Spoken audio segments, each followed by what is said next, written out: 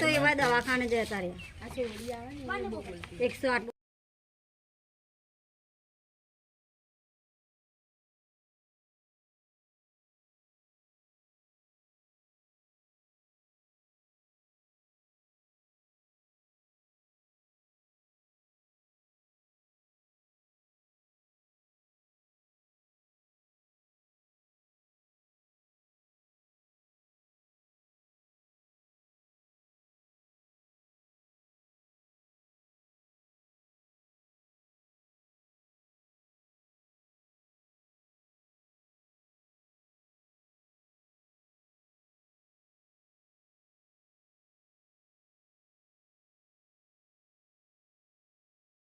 નામ ભરતભાઈ સકરાભાઈ દેવી પૂજક છે।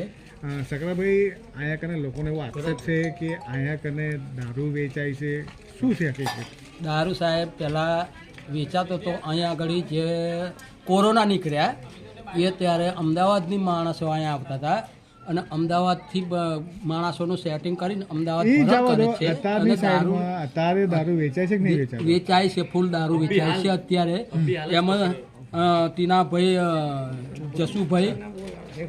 જસુભાઈ નામ બે નામ ધરાવે છે, સુરેશભાઈ જસુભાઈ ધરાવે છે અથવા ટીનાભાઈ જસુભાઈ ધરાવે છે અને પછી દીપેશભાઈ હેમુભાઈ, દિનેશભાઈ હેમુભાઈ, આ ત્રણ ભાઈઓ, આ ત્રણ ભાઈ અને વિશુભાઈ કેશાભાઈ એમના પહેલાદભાઈ છોકરો કરીને એ ચારે ચાર એમના ઘરના છે અને એ લોકો દારૂ સિવાય કોઈ બીજું જીવન જીવતા જ નથી અને એ મોટા અડ્ડાથી કામ કરી રહ્યા છે અને લોકોના ઘરોમાં પેસીને અને ગળા દબાઈને મારી નાખવાની પ્રયત્ન કરે છે એ લોકો।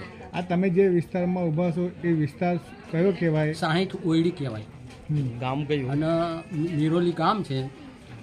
આ વણકરવાદ છે બધો અને આ દેવી પૂજક વિસ્તાર છે અને કોઈ આ બાબતે કોઈ તમે સ્થાનિક પોલીસને રજૂઆત કરી કે શું? આવું બે ત્રણ વખત કરી। ખાલી મારઝૂડ કરી અને એ લોકો જામીન ઉપર છોડી મૂકે।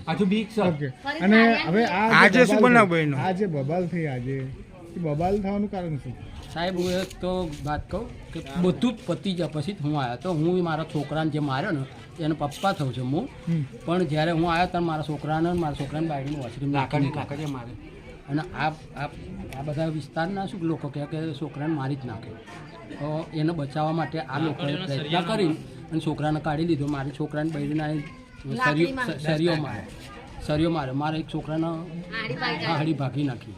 પછી આ બૈડા છોકરાને લાકડીઓ અને પેલા સરિયો લઈને મારતા હતા એ સમયે આ બધા વચ્ચે પડ્યા કે મારી નાખશે, આ લોકોએ વચ્ચે પડ્યા તે આ લોકો કોરા વળી ગયા પછી અને આ લોકોને બધું ધમકી આપવા માંડ્યા। ત્યાં આનો ભાઈ રહે છે ટેકરા ઉપર, ત્યાં જઈને આ લોકોએ એની પર હુમલો કર્યો।